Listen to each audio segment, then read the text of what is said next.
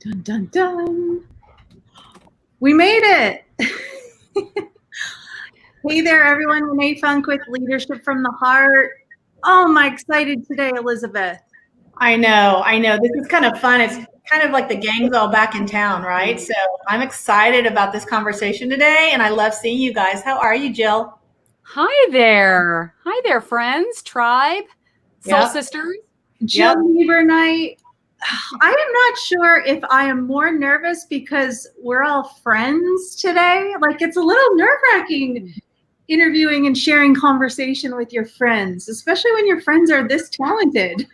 But we're just having a conversation. So we'll just pretend that the world's not watching and we're just having our typical tribe conversation that we're so lucky to have. Well, will it help you if I think that you're going to hear some stories today that you've never heard before. So this may be new. There might be some new discoveries today, Renee. Well, you need to introduce yourself because we can't introduce you in the way that you can. So tell everybody who you are, a little bit of your background, and you're full of stories. So we can't wait to dig in. Wow. Okay. So I was thinking about that today. And the reality is my background is in theater. I am a performer. I am a trained actor. And no matter where I am, when people ask me that question, there is a part of me that always has a muscle memory. Have you ever heard of muscle memory?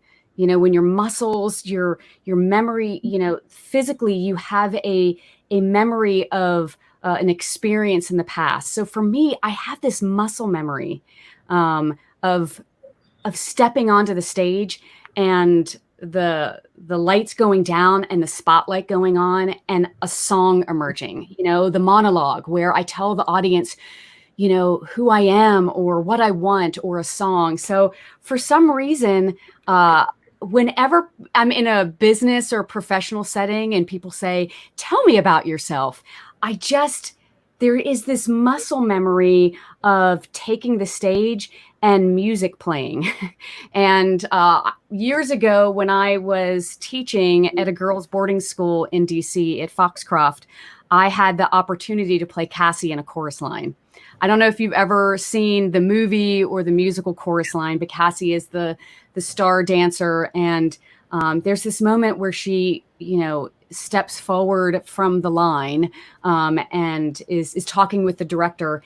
And the spotlight comes on her and she says, God, I'm a dancer dances, and I just I feel like there is this part of me that just wants to break into song. So I won't do that today. Well, you just did. And I was waiting for that. As soon as you said that, I was like, she's going to break into song. And so we got a little bit of it. This is your day. You can break into song as much as you want. That's I know. Well, I have props here. I always have props, and folks will learn. But I am a classically trained actor, singer, dancer. That's my background.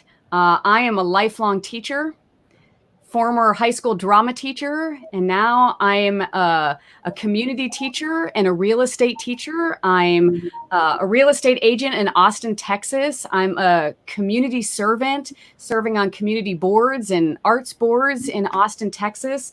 I'm a mom.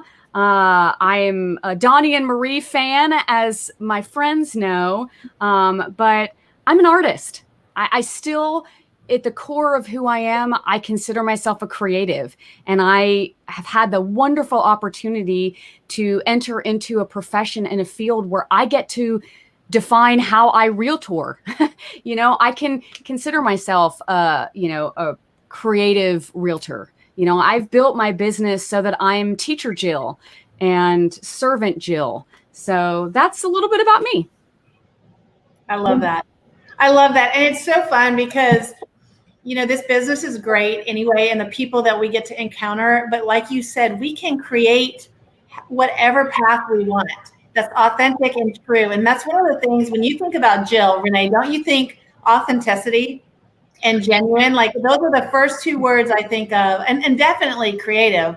But she's one of the authentic person or people you will ever meet and come across. And so we're just blessed that we have you in our world. And we get to have a lot of Jill whenever we need a lot of Jill.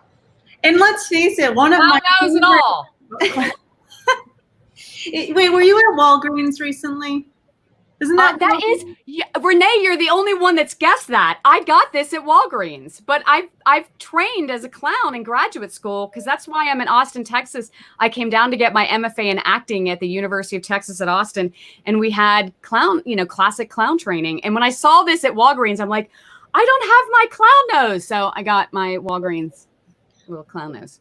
Anyway. One of the, well, actually, I'll say two of the things that I love most about you, Jill, is the fact that you break out into song from time to time, whether it's on our Voxer messages in our group chats or live on social media. I love the Jill breaking out into song.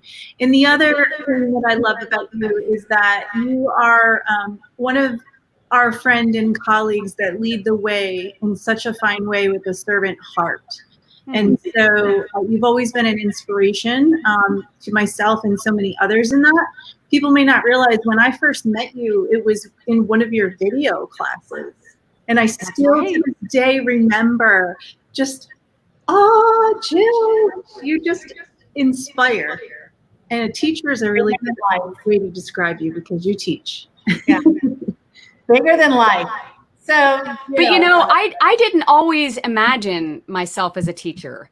I wanted to be on Broadway. I wanted to be a Broadway musical theater star. And that's what I went to school. I went to a performing arts high school in Harrisburg, Pennsylvania, and studied dance and theater.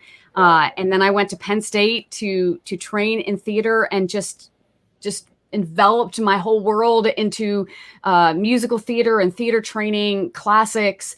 And through that journey, I did discover that I wanted to teach because I had opportunities at Penn State to teach younger students, to teach in the summer in my community and at State College.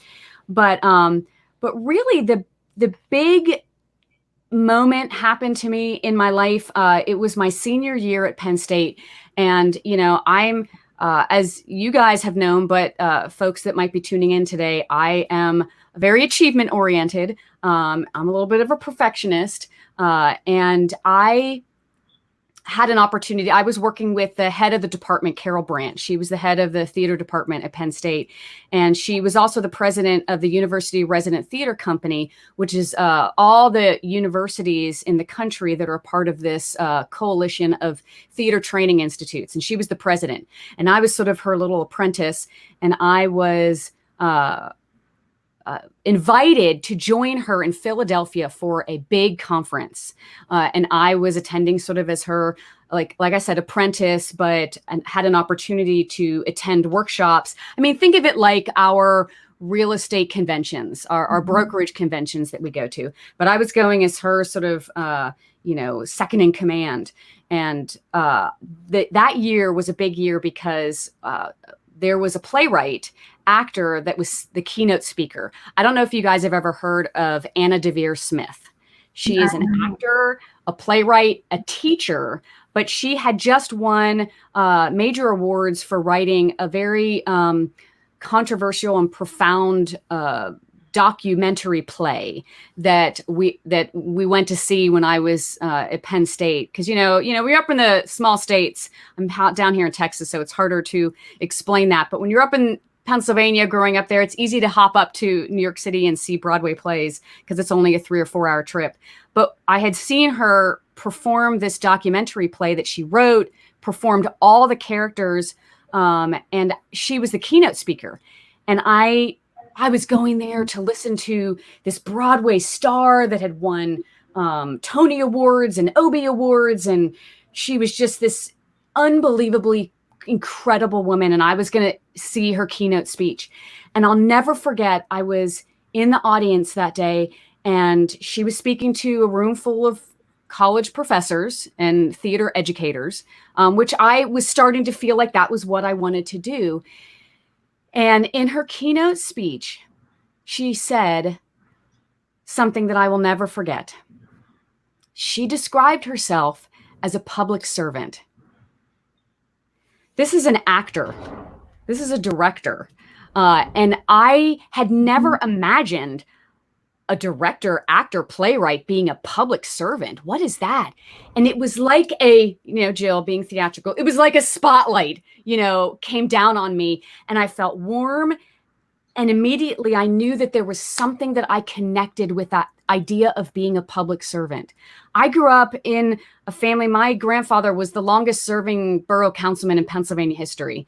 And he was serving in the House of Representatives, the Pennsylvania House of Representatives. And he served one term because he voted his conscience on a very political union topic and was voted out. And instead of retreating back home to his town in Johnstown, he decided to devote the rest of his life to his local community and served on boards and councils and the borough. In Pennsylvania, we have boroughs. So I know that's unusual for Texas. We don't have boroughs in Texas, but he spent his entire life devoted to community and local service. So there was something about hearing an art person describe herself as a public servant that all of a sudden I instinctually knew in that moment, well, that's who I am. I'm an artist, but I'm a public servant. And that kicked off a lifelong journey of kind of living outside of a typical box of, business person, teacher, the typical boxes that we want to put ourselves in. So I just wanted to share that story because it was a profound moment for me when I realized that I wasn't just going to be an actor. I wasn't just going to be a teacher, but I was going to be a public servant through my art. So I just want to share that story. When you talk about being a servant and serving your community at a very high level, you do that better than most anybody I've ever seen or met. And Renee, I joke, I'm fortunate that I'm in the same market as Jill, right? And so I get a lot of Jill. But at the same time, I've gotten some of her teaching in her courses for the community, like truly adding value, truly helping those that she's surrounded by, and educating them to make sure that they have the tools to best represent what their needs are. And I have gone to some of these before in the community, and I've sat back there going, I'm not worthy to be in this industry. Like, she really elevates our industry and what it means to serve and educate, right? Because we do that on a daily basis, but she takes it a step further. And when I've sat in, I guess, like elementary school cafeterias, and she's surrounded by people from all walks of life that are just tuned into what she's saying and what she's sharing, it pushes me to want to be better and be more like that. And she's really good at saying, well, Elizabeth, you have your gifts, I have my gifts, but it's fascinating to see. And yeah, you just are so dynamic and engaging, Jill, and you truly lead with your heart. And it's amazing to be a part of that and to watch and just to kind of be in your world. So the people that are around you and that you're serving are so incredibly blessed to have you in the circle. Oh, well, thank you, Elizabeth. I was expecting to hear things. I was ready to teach and share and creatively brainstorm today. So you're embarrassing me. Oh, sorry. Talk about something else. We're still going to get into that, but we adore you and have just been so inspired by you always. So it's important to share that. Jill, what advice do you have for whether we're talking to realtors or we're talking to really any industry? Because you've done such a beautiful segue, and you have synergy between storytelling and being a realtor. So what does that picture look like, and why is it so important for a realtor, for example, to know how to be a storyteller in their business? That's a great question, Renee. I mean, I call myself a story scientist. Elizabeth has heard me talk about this book all the time. It's here with me. I always have my stack of books that have inspired me, but this book changed my life. There is life before Ishmael and life after. And, as you know, all of my formal training and education is in theater, in acting. But I'm a builder, I'm a creator. And when I was building my business, I'll be honest, I got really tripped up in the pitfalls of seeing how other people do things and just immediately feeling as though I had to do things that way. I think it's it's a natural part of our human nature to want to fit into the story that is around us. And, you know, the Ishmael book and the journey that I've been on to really dissect and examine and question the stories that we all live in, the many, many stories that we all live in, has led me to, you know, every now and then get to a point where I have to remind myself, what story am I living in? Whose story am I jumping into? And the reality is, the honest reality is that I've been very, very fortunate to have a business partner in my husband who has reminded me, like the first time that I went to do a video, and I tell this story often, I have all this background in theater and acting and 8 years performing on a PBS TV show. I was like, I'm ready for this. I was an early adopter of video in 2010. And I was like, I am ready for the camera. And so Damon, our first video shoot, I was out at a listing and I was all dressed up, and he turned, you know, it's not like he said action, but he's like rolling. And I went into this, here we are at this listing and look at here. And I just was presenting this very sophisticated, grand persona. And Damon stopped and he's like, what's happening? Where did you go? Where's Jill? I was like, what do you mean? I am trying to talk I was like trying to be a news anchor, you know, like very, like I said, sophisticated. And he's like, no, let's stop this. Okay. And then he just started, because he's a director, he's a filmmaker, and he just coached me in the right way to remind myself to be me. And that was the day that Agent Jill was born. Agent Jill is quirky and silly and fun. And, you know, the theater person that you've gotten to talk with already today, I like to play. I'm very passionate. And so honestly, if I can tell you, the storytelling that has emerged has really emerged. It's though I had to be reminded. I was so trained in storytelling, but when I stepped into business and real estate, I forgot a lot of what I knew, and I had to be reminded. I had to, in the process of building a business, I had to be reminded, who am I? Well, what kind of business do I want to own? Oh, well, do I have to be like her? Oh, I don't. Oh, and I'm going to go take a class, and I'm going to go read a real estate book, and I'm going to, you know, read Jennifer Allen Hagedorn's Sell with Soul. Oh, you mean I don't have to be a Lexus driving, you know, fake fingernail, fancy realtor? I can just be me in my little Subaru Forester that just teaches in the community. I had to just rediscover that.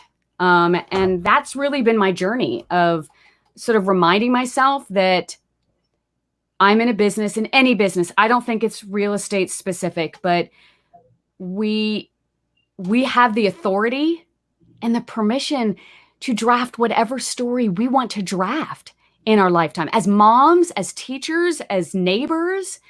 So I just think right now in the world, the crisis that we're in all the different areas of our current world, we're in this perfect time to ask ourselves, what story are we living in? Whose story have I been living in? Am I aware of the story that I have been taught about my neighbors, my community, my fellow citizens? And I can redesign and reauthor that. So your story is relatable, right? Because when you're living the story that's true to you, people can relate to that. People can relate to Jill, who's driving her little Subaru, or what have you, right? I mean, they're not intimidated, or you're not trying to be somebody you aren't. And you and I've had a lot of those conversations before, right? Because we get in our or we create our own story, maybe not true, maybe not authentic, but are you living who you are, being just being you? And people can either love that or they can go find somebody else, but you're relatable and you're going to attract those people, right? We always say your vibe attracts your tribe. Mm-hmm. And attracted incredible business when you, because I knew you way when you were starting to build your business up and you weren't really being who you were. But when you changed that, look at what you're doing now. And another a part of that journey, Elizabeth and Renee, was also falling in love with what I did and not being embarrassed by it. And let me explain. I was a school teacher. When you go to a party, I wasn't making a lot of money, but boy, when you go to a party and someone says, "What do you do?" I teach. There is some pride in that. There's sort of some value and some weight to I serve the children, and I felt good talking about the teaching that I did. And then when I became a realtor, there was a part of me that was a little embarrassed. I didn't have that same pride that I was doing something of value for my community. And I work with a wonderful lender here in Austin, Texas, Melanie Taliaferro. And years ago, I noticed that Melanie, whenever she talked to clients, she would always say, "I love what I do. I love my job." When people would say, "I'm sorry I'm bothering you after hours, and I'm sorry, and I must be the worst client that you've ever had," which they all say that, and they're all not that. I mean, it's just a stressful thing, buying and selling a home. But I listened to Melanie say over and over again, "I love my job. I love what I do." And I started to digest that. And I started to give myself permission to think differently about what I was doing as a realtor. Because in real estate, there are a lot of classes about door knocking and cold calling and scripts and sales. I mean, in Texas, we're called a salesperson. But I wasn't looking at the work that I did as sales. I was looking at it as service and education. And when I gave myself permission to be proud of who I was and the kind of business I wanted to own, that changed everything too, because then I could share my love. Then it was about serving the community. I mean, I could talk about public service, but I still had a little bit of shame about the industry that I was in. And I've come to sort of develop a whole new layer of pride in the realtors that work endless hours serving their clients and community. I talk about the work that we do. I call myself a real estate doula. I don't know if you know what a doula is. It's sort of like a midwife. The baby's got to be born. There's going to be some pain. There's going to be some stress, but the baby's going to come out, and it's my job to navigate you through that process. I have never heard you reference that, but that's really. No, funny. Yeah, it's very funny. Love that. That's so true. And guess what? The most beautiful thing is going to come out at the other side of it. And I joke with my clients, look, yes, there's going to be pain, but just like a nurse or a doctor, we don't take it personally. We know exactly when you're going to be in pain. We know exactly when you're going to be stressed out. We've seen it before. We've seen everything. Cry, scream, cuss. We're going to bring the chocolate, the limeade, the margarita, or just we're going to be a listening calm ear, but we're going to navigate you through it. We're going to talk about the pain points, and we're going to get you to the other side. If you look at the definition of a doula online, the National Doula Association, it describes what we do as realtors perfectly. We, safely deliver the baby, the transaction, and the family, the mother, to the other side. The other side of the transaction, the birth or the buying or selling of a home. Friends, I've never heard you reference that, and I feel like it's one of those huge aha moments. That's the perfect explanation. See, I told you you were gonna learn new things today. And speaking of learning new things, I just got to say, so I got a really good reminder from our very dear friend, Cheryl Hauk, that for our audience, if you haven't had a chance yet, this is a must do, and that is go ahead and Google Jill and buttermilk biscuit. Can we talk about buttermilk biscuit? Because I sent you a video text recently of myself and Gavin, my 10-year-old, watching Buttermilk Biscuit on our TV, and we just couldn't stop. Thank goodness for YouTube. Yes, I love to talk about Buttermilk and the Biscuit Brothers. It will go down as one of the greatest experiences and projects of my life. So my husband is a filmmaker and a playwright. And an actor and director, and his award-winning, by the way. And what? Emmy award-winning. Yes, the Biscuit Brothers. He won 2 Lone Star Emmys for the Biscuit Brothers. Yes.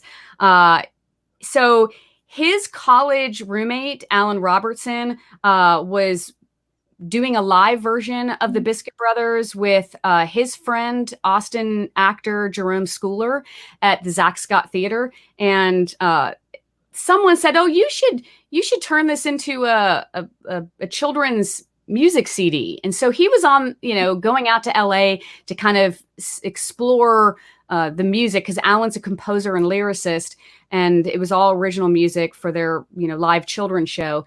And while he was out in LA, sort of promoting it as a children's CD music product, someone said, "You should really turn this into a TV show.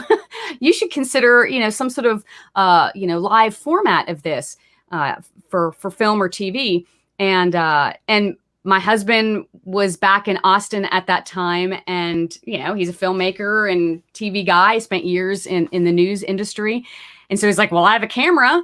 Why don't we make a show?" And so we made a pilot. At the time, I was unemployed because I, as many arts teachers, sometimes when schools need to balance their budgets, the arts teachers are the first to go. So my job had been eliminated at my the high school that I was teaching at in Austin, Texas. And so I had the opportunity to go, and I was going to be Bingo. I, was going to be Bingo, the little character in the show. But Jerome Schooler was like, "No, I think we need a girl. And not many people know this, but Jerome sort of created my character of Buttermilk Biscuit, strong as an ox, because I was able to carry heavy things, but sweet as pie. And we made this pilot. KLRU PBS Austin station picked us up, and we heard about the announcement to be on KLRU at Austin City Limits when we were performing. We were literally getting ready to go on to perform at Austin City Limits stage. And they were like, "Oh, and our new children's TV show that will be airing in the fall or in the spring." And Damon's like, "We haven't even started shooting yet." So we were backstage going, "Yes." But we, this was just 3 guys and a gal, and a couple of friends. And, it was guerrilla style, YouTube style shooting, in our backyards, in our homes, on the streets, in our community. Willie Nelson was our narrator. Fun stories talking about meeting Willie and getting him to narrate some of the work that we did. But it aired on PBS for 8 years, 2 Lone Star Emmys. We taught music as a gateway to all types of learning. So we taught what harmony was as a music theory, but we also talked about how to live in harmony with our friends, our families, and our communities. So it was a really, really special project. But during that, I, gave birth to Sullivan. My real estate business exploded. So I would literally go from my office here, sitting here, doing contracts, to running across in the green screen in the playroom, which is right next door to me, in my pigtails and my buttermilk dress, and do videos. So many of the videos that you might see on green screen, I was, real estating in between all of that. So it was a fun time in my life. Renee, I've got to tell you, my kids, they thought I was the coolest mom in the world because I was friends with Buttermilk Biscuit. They could care less, and we would be out on parades or what have you, and Jill and I were friends, so she'd come over and say hi to the kids, and they're like, "Oh," and they'd go back to school. My mom knows Buttermilk. So I mean, it was such a great show, and my kids grew up on it too, and it's just fun that where we all are today. But, a lot of the Biscuit kids are grown up, like Elizabeth's older son Trip. A lot of them are older now, but I've been proposed to by many a 5-year-old boy in Austin, Texas. I have to say, I think that the show's coming back in the Funk household because I'm a fan. I love it, and I'm very grateful that we can watch it. Just saying. Well, my husband is a puppeteer as well, and he manned the puppet Tiny Scarecrow on the show. So every now and then, Tiny Scarecrow will come out and do scenes at our house. So he's a special character in our home. So fun. I didn't know that you were also representing buyers and sellers at that time. Real estate on one room, and then Buttermilk Biscuit in another room. That's wearing many hats, Miss Jill. Many hats. A lot of hats, but we do that as moms and as business people. We all wear many hats in our community. So that was just a unique one. And I don't always share that with clients. Sometimes they find out sort of at the end of a transaction or after a transaction. And it's a little strange, a little disorienting to them. I'm just saying, if I were you and I were out with customers and they had age-appropriate children who may like Buttermilk Biscuit, I would literally put it on the phone and say, "You might like this show." There was a time when because it for 8 years it was on KLRU Austin every Saturday at 9:00. So oftentimes, and you'd be surprised. I mean, I wear glasses when I'm out professionally, but Buttermilk didn't have glasses. The whole Clark Kent scenario, and I had pigtails and a gingham dress and combat boots.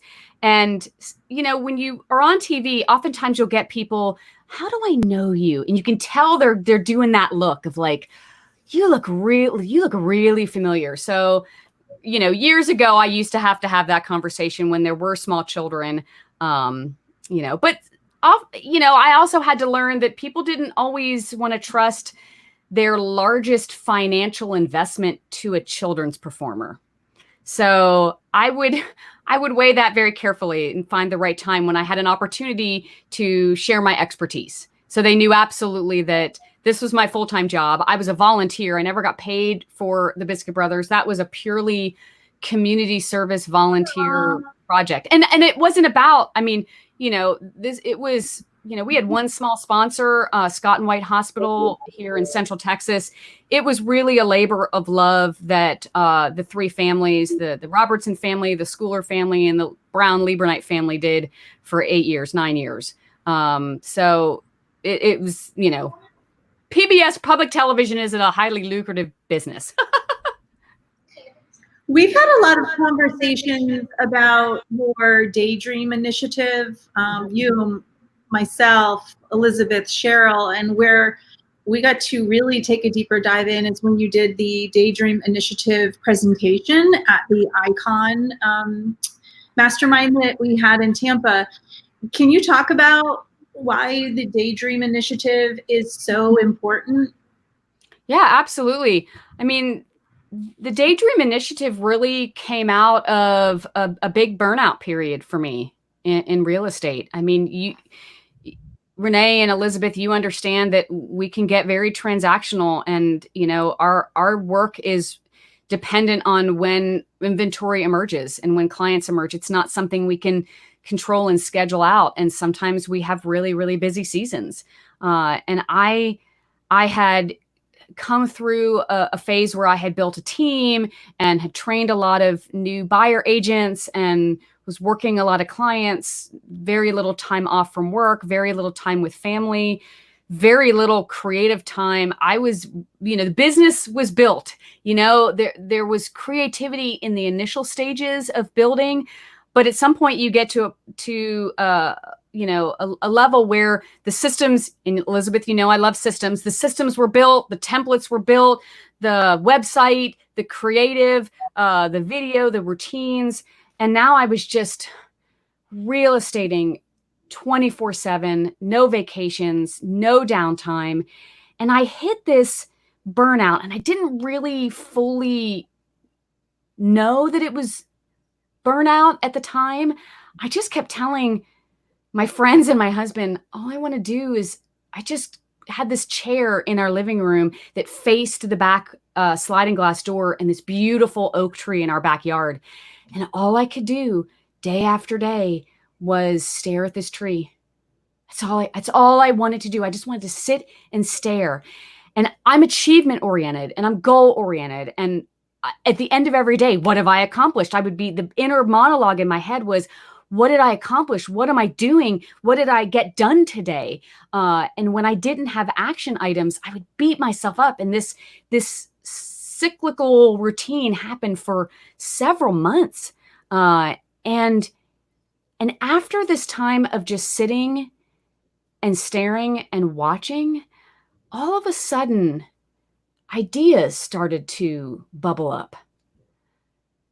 And I saw that I would then get busy into work again, and then I would have some downtime where I was just sitting, and it might have been staring at the oak tree, or it might have been a conference. I really love conferences. I love listening to thought leaders, listening to podcasts, reading business books. Whenever I had a little bit of time to sit and daydream, all of a sudden ideas and creativity started to rise. And I realized that I'm a creative person. We're all creative people. We are creative by nature. It's our human nature to create and think. And I just wasn't allowing and wasn't carving out time in my life for daydreaming. And so I started to give myself that time and give myself that permission to just think about what kind of the things that I thought about when I was daydreaming about what kind of business I wanted to own. The very things that I talked about when I was like, oh, I'm building my business. Well, I had to kind of go through that all over again. And through that journey, I started to, my husband's a playwright and an author, and I was watching him, and I happened to have a lot of writer clients at the time as well. And I was listening and hearing about their process, which was always very magical and mystical to me. I'm like, don't you just sit down? Don't you just have an idea and sit down and map it all out and make it all happen? And they would all describe to me, oh no, it's a lot of, I go on walks. It's a lot of mulling over. It's a lot of thinking. And I realized that the life that we're in right now, where we're going, hustling, churning, we are not leaving room for daydreaming. And so I started reaping the benefits of carving out time to dream about whatever, about vacations, about new initiatives at work. I started deeply studying the creative process and how painters and writers and musicians and sculptors and dancers, how they come to the creative process. And the reality is, it's all in the initial stage is all daydream. Our scientists, our inventors, they spend an enormous amount of time in daydream. And the reality is, historically, we've romanticized that. And we don't do that anymore. Think about the scientists and the composers and our ancestors from hundreds of years ago, when they would lay on the hill and look at the clouds and go on picnics. That's a romantic story and narrative that we live with, but we really don't live with that kind of leisure. And I don't want to say the word leisure as in unproductive time, but breathe room to just allow your thoughts to float. And over a year's time, I really tracked and monitored the discoveries, the creative product of giving myself permission. Because remember, I'm achievement oriented. I want to be on that list. I want to achieve that thing. I want to have that award. I want to make that, the top whatever. But the more I gave over to allowing my thoughts to float, the more ideas I had to share that made me a happier, more connected mom, business owner, realtor, community member, because I had my creativity back. And Renee, I got to tell you, I just think that right now, I personally think daydreaming is our path out of this crisis right now. Did you all hear some of the stories when we were early in the pandemic about the food chain, the food production that had halted, and farmers were needing to destroy their crop or the milk, euthanize their pigs or chickens. And did you hear the beautiful stories about the high school kids and the college kids, the young people who were like, well, I'm going to figure that out. I'm going to sell those eggs. I'm going to figure out a way to distribute those eggs to food banks. People have this time right now. They're sitting around. They're not attending 75 in-person meetings and going out. They have this embedded daydream time right now. And so people are starting to think through things. And then you add on this second tsunami that hit, which is the racial crisis that we're all sort of, thinking about our social contracts that we have and re-examining how are some people treated in our country and in our neighbors. I really think that the daydream, creative questioning is our path forward in business, in economics, in our communities, everywhere. If we just give ourselves room to ask two questions: why? And what if? What if? What if we didn't have to sell our food this way?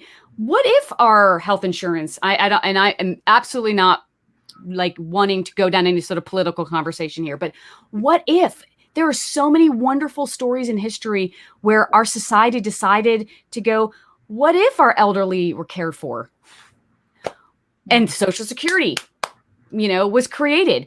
What if we have a founder of our very own real estate company that said, what if we just didn't go into a real estate brick and mortar office? What if we didn't waste our money on that? We, the three of us and all of our colleagues at eXp Realty, are living the reality of creative daydreaming.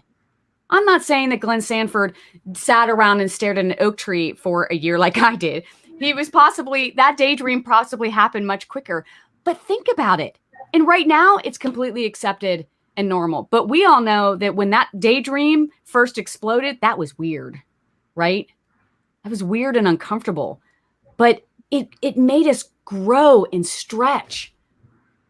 So I think it is, the Daydream Initiative is really just a project. It was to increase personal and workplace creativity. We have workshops and speaking, to organizations. And we were in the process before the pandemic hit of creating a summit where we're bringing together entrepreneurs and scientists and inventors with arts people so that we could all collaborate and work together to increase our creativity, because scientists and entrepreneurs and inventors, they need to identify their narrative and their story so they can sell their product. And that product might be a vaccine for COVID-19. I have a question I'm busting to ask both of you and our audience. Yes. Was I the only one who grew up in an environment, and not just in my household, but more specifically in schooling or anywhere I went as a child, the word daydream had a negative connotation? Absolutely. Because I think that's the era that we grew up in. I agree with you, Renee. So my brother, he's 4 years older than me. And, so he was growing up in the 70s. I'm a girl of the 70s as well. And that was an era when people were starting to identify ADHD, attention deficit disorder, and Ritalin was a big, and I'm not an expert on ADHD. So I want to make sure I preface that. But I do remember that era where, and I think that's a part of a cultural change and shift, that we were wanting people to be focused and achievement oriented. Again, it's part of the story that I just happily adopted and accepted and trotted along to do my achievement stuff. But yes, when we were growing up in school, the daydreamers were the ones that had focus issues. They had focus issues. And interesting enough, my in-laws are retired educators. I mean, they're 50 years in public and private school education. And there's wonderful new research emerging right now about doodling, about the power of note-taking. And like, there's this whole science behind, you don't have to note-take in the traditional way that maybe the three of us were taught and trained. They're bringing back more creative tools and techniques of doodling. That doodling is now a way. Are you seeing the pencil coloring books everywhere? Do you go to the spas where there's the coloring book with the pencils? There's a spa that I've gone to in Austin that has this meditation room. And in that room, there's all these colored pencils and these coloring books, because doodling and drawing and painting and the creative performing and visual art practices are starting to come back in to the mainstream of innovation.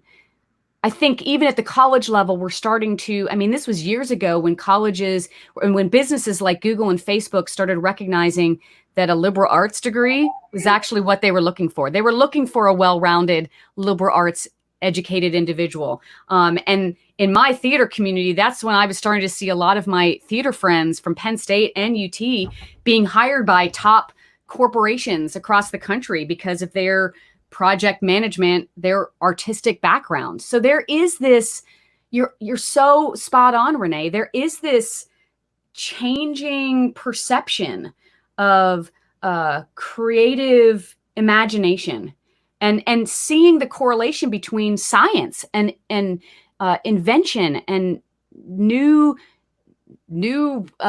visions and new technology. It's very much, our art and science are the same thing, just on opposite sides of the coin. If you spend enough time with scientists, they're just as dreamy as arts people, but they just go about it in a more methodical manner. So good question. So I know you've been working on this for a long time, you and Damon. How do people find out about the Daydream? Absolutely. So I failed to mention that the Daydream Initiative is a project that I am working on with my husband. So my husband, as I've communicated, is a playwright, filmmaker, director. So we're combining our backgrounds in the arts to help increase the story of creative nourishment in our personal and our workplace lives. So we have a website, thedaydreaminitiative.com. You can reach out to us there. Like I said, before the pandemic, we were working on some in-person summits to bring people together. So now we're kind of restructuring and reimagining how we might want to do that, and exploring creative pursuits like a book and some content that people can access. But we do this together. It's the Daydream Initiative, all one word.com. I'm ready. Sign me up. Well, I mean, I do. I want to challenge you. I know when the four of us, our friend Cheryl joins us in our little EXP Realty tribe, I'm always reminding and encourage you guys to carve out creative time, and ask the question, why am I doing this? What if I did it a different way? And it can be as simple as 10 or 15 minutes in the morning. And in terms of my story science work that I'm doing, that I've always been exploring is just really being acutely aware of all the stories that you have unconsciously stepped into. And I think as we're walking through this, racial discussions right now, a lot of us are all of a sudden beginning to realize, oh, I didn't realize a bias or a story that I was living in, and it doesn't have to just be about, race. I think, as women, we've stepped into stories. As moms, I could talk about that a lot. We have these stories that society has created for us that I think, as I was talking about before, this book really forced me to realize that we kind of walk in and inherit sometimes stories that we don't even realize that we're walking into, that it's just society or our families or our schools have had around for generations.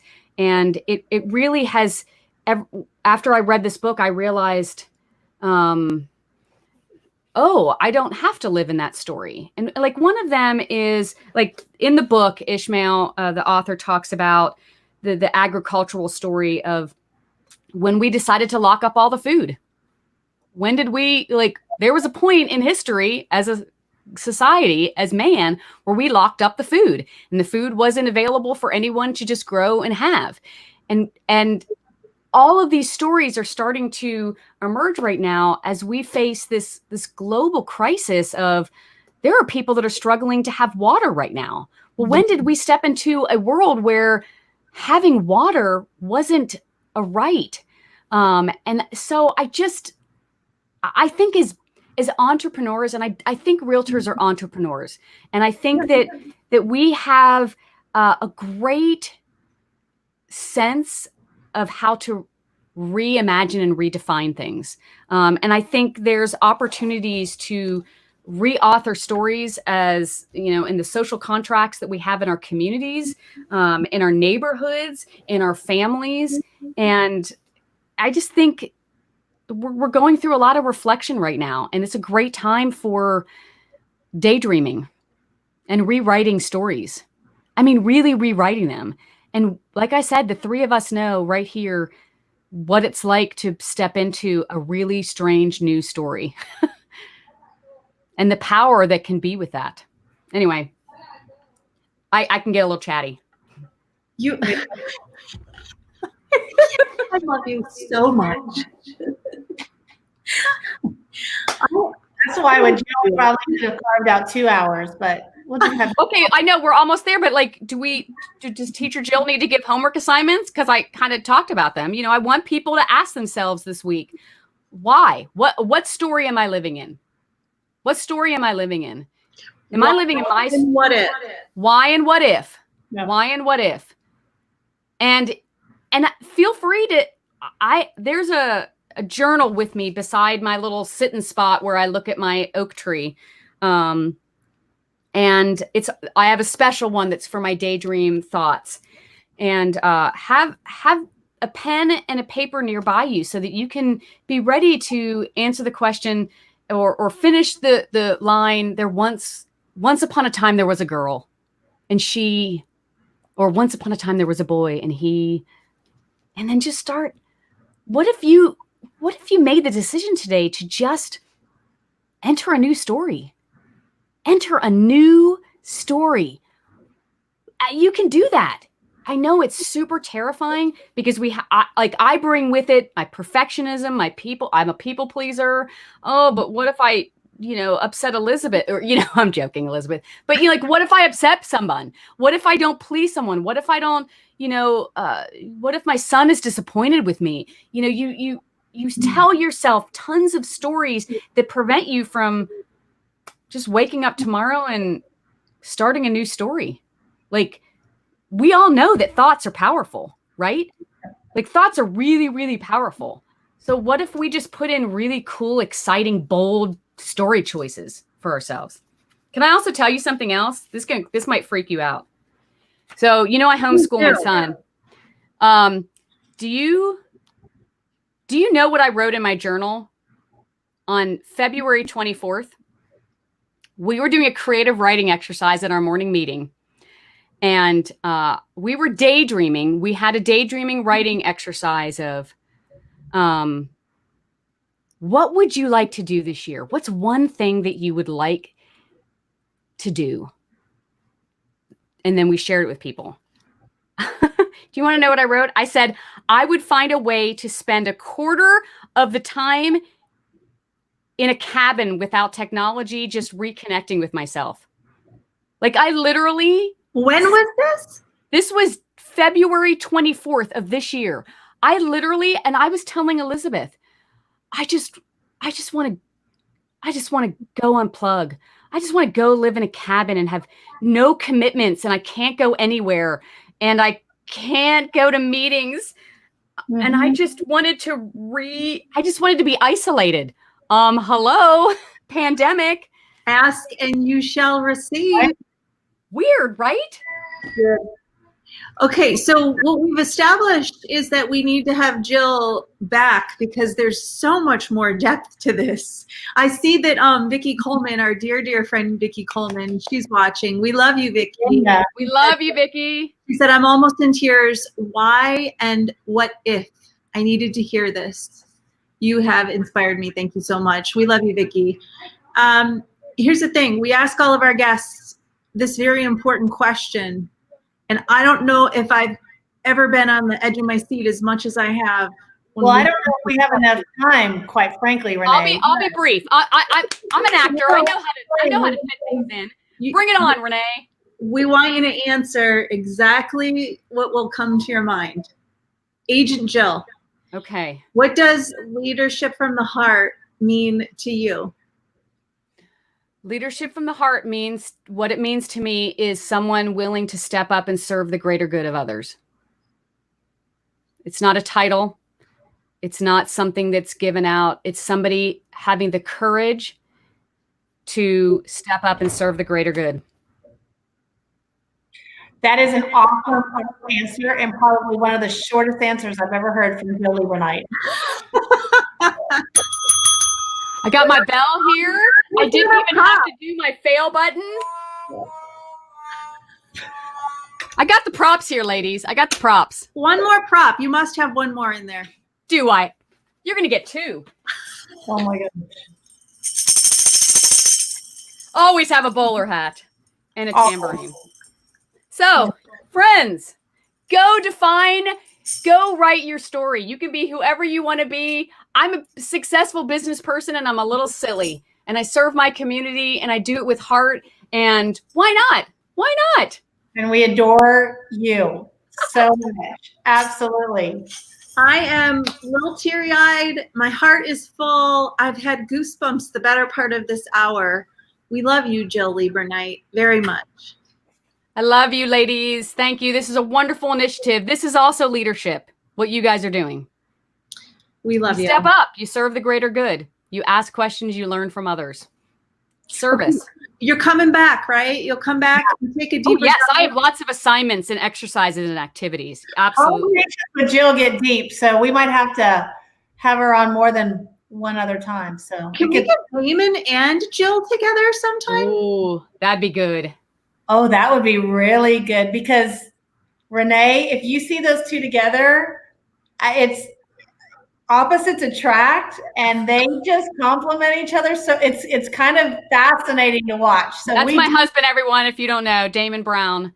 Damon Brown and Jill Leberknight, you recently did a video, which I believe was produced during quarantine, which was brilliant. Yeah. The back and forth in the he's like, guys, you need to know he's really the star. Like he is the mega star. Like I call him, the little frog that was in the cartoon that, he's really shy out and about, but at home, he's got the top hat and the cane and dancing. Jay Michigan Frog, or he's that. He is insanely talented, just extraordinary. And I'll work on pulling him out and getting him talking. Please do. We would like him on Leadership from the Heart together with you. Yeah, we'll plan on that. All right. I love you, ladies. I'm so glad I got to see you guys today. Thank you for sharing, Jill. Renee, my friend, I will see you soon. Bye, ladies. Bye, guys. Bye.